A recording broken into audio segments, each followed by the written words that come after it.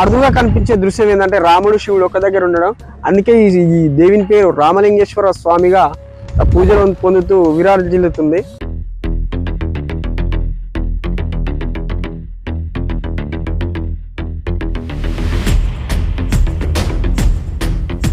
ఒకసారి మీదికి వెళ్ళి మనం ఆ స్వామివారి దర్శనం చేసుకొని ఆ స్వయంభుగా వెలిసిన ఆ శివలింగాన్ని చూసి ఆ రాముడిని చూసి దర్శనం చేసుకుందాం. మనం ఇప్పుడు కొంచెం మీదికి వెళ్ళి చూద్దాం. ఈ మెట్ల మించాల పైకి వెళ్ళి ఆ రామలింగేశ్వర స్వామిని దర్శనం చేసుకొని మీదికి వెళ్ళి చూద్దాం. ఒకసారి ఆ స్తూపాన్ని దాన్ని ఒకసారి మంచిగా జూమ్ చేసుకో. మీద ఎన్నో అద్భుతాలు, ఎన్నో ఆశ్చర్యం కలిగించే విశేషాలు ఎన్నో ఉన్నాయి. వాటిని మనం చూసి మీకు చూపిస్తాం. Stay tune. మన మెట్ల మార్గం రాగానే ఇక్కడ మనకు ఒక తామరపు కొలను కనబడ్డది. ఒకసారి అది చూసుకో. ఎంతో చాలా చక్కగా అద్భుతంగా ఉంది.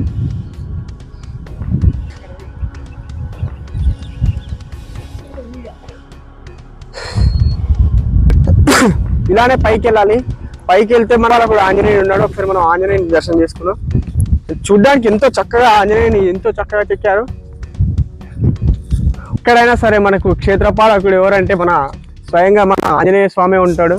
అంత బలం ఎక్కువ ఉంటుంది కాబట్టి మనకు ఆంజనేయుడే ఎక్కువ. మనకు ఒకసారి మీదికి వెళ్ళి చూద్దాం ఆంజనేయుని.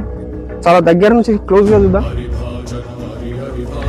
దగ్గరికి వెళ్తే కొద్ది ఆకారం పెద్దగా అవుతుంది ఆంజనేయ స్వామిది.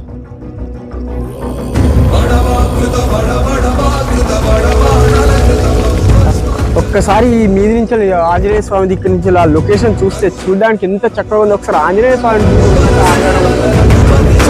చాలా పెద్దగా కనిపిస్తున్నాడు ఆంజనేయ స్వామి. ఒకసారి ఆ లొకేషన్ కూడా చూడండి. ఎంత ప్రకృతి ఎంత అందంగా అనిపిస్తుంది మనకి ఈ గుట్ట మించలు చూస్తుంటే.